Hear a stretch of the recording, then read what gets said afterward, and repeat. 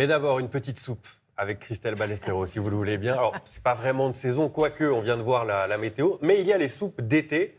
Et la star des soupes d'été, c'est quand même le le gazpacho, le évidemment. gazpacho. Grosse consommatrice. Ah, j'adore.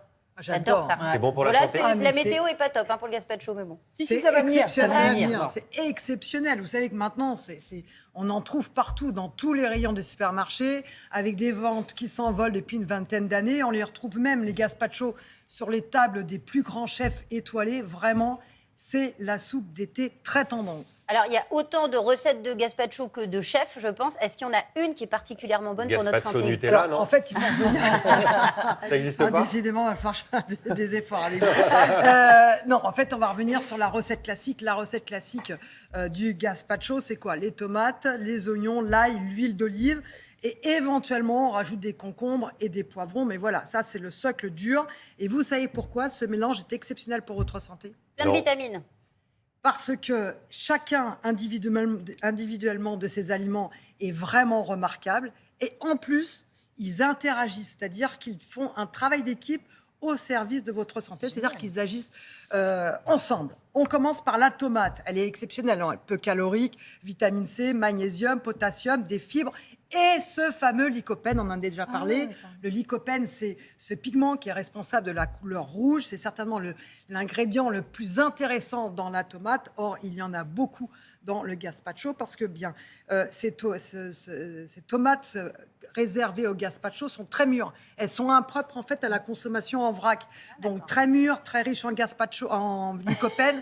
Le lycopène, on le sait, c'est vraiment un antioxydant qui a montré son intérêt contre le cancer du sein, cancer de la prostate, contre les accidents vasculaires cérébraux. Ensuite, vous ajoutez de l'ail. L'ail, c'est quoi? C'est bon pour quoi, l'ail? Pour le cœur. Et pour la Pour laine, le cœur. On sait que l'ail a un impact direct sur votre cœur. La tuyauterie qui va avec, c'est vraiment l'aliment star de vos artères et de votre muscle cardiaque. Et puis, il y a aussi de l'oignon, vitamine C. Il y a des composés soufrés qui sont très antioxydants. Et dans l'oignon, il y a quoi? Des fibres qui nourrissent quoi? Votre microbiote. Vous savez, on a des millions de bactéries deuxième cerveau qui de se notre baladent, corps, c'est ça? qui se baladent dans votre intestin.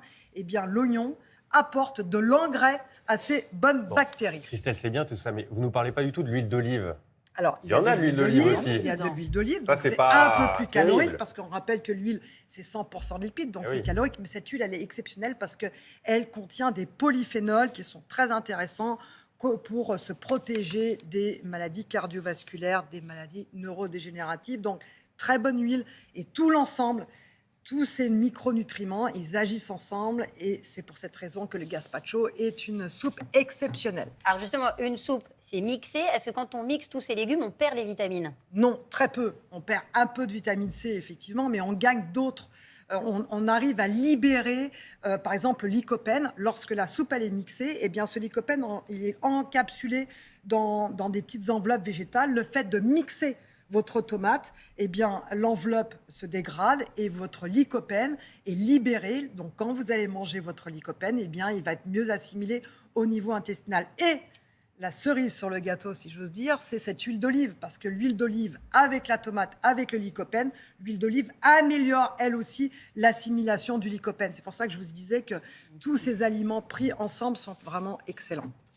En un mot, on l'a compris, c'est donc très bon pour la santé. Qu'en est-il des produits industriels concernant le gazpacho? Très bon, pour une fois, Aussi vous voyez. Ah bon? En général, je dis non, c'est pas possible. Vous ne pouvez C'est pas. un peu long à faire Non, soi-même non, quand même. exceptionnel, très peu de sel, beaucoup, 93% de tomates, enfin de légumes. Donc vraiment un aliment industriel, vous pouvez y aller, il n'y a pas de problème. Vous nous parlerez de Oui. tout cela plus en On va détail tout à décliner ça l'heure, tout si à vous l'heure. voulez bien. Je sens que vous m'avez jugé sur le gazpacho Nutella tout à l'heure. L'art du gazpacho par Christelle Merci Ballesteros. beaucoup, Christelle.